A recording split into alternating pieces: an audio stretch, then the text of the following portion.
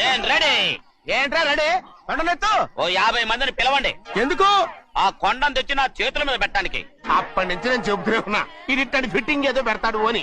ఒక్కడనా నా మాటనారా? వాస్తవాలు కూడా ప్రజలకు చెప్పకపోతే ఇంకా నేను రాలేదేవు, లేకుంటే చేసేయలేకపోతున్నాడు, డబ్బులున్నాయి ఎందుకు చేయలేదు, నేను చేస్తా అన్నాడు కదా, నమ్ముకున్నాం కదా అనే ఫీలింగ్ వస్తున్నారు. అది కూడా చెప్పాలి. ఇప్పుడు గవర్నమెంట్ ఆఫ్ ఇండియా ఇచ్చారు ఒక 15,000 కోట్లు, వరల్డ్ బ్యాంక్ నుంచి అమరావతికి ఇచ్చారు. ఒక 12,150 కోట్లు పోలవరానికి ఇచ్చారు. ఒక 11,114 కోట్లు రివైవల్కి ఇచ్చారు.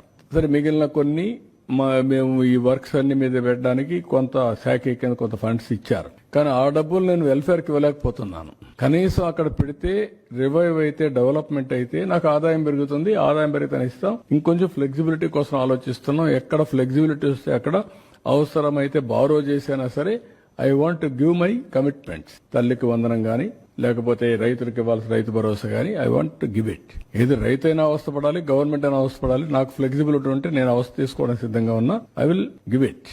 ఆ ప్రయత్నంలోనే అనునిత్యం ఉన్నాం. మా డిపార్ట్మెంట్ అదే చెప్పాం. They are also doing.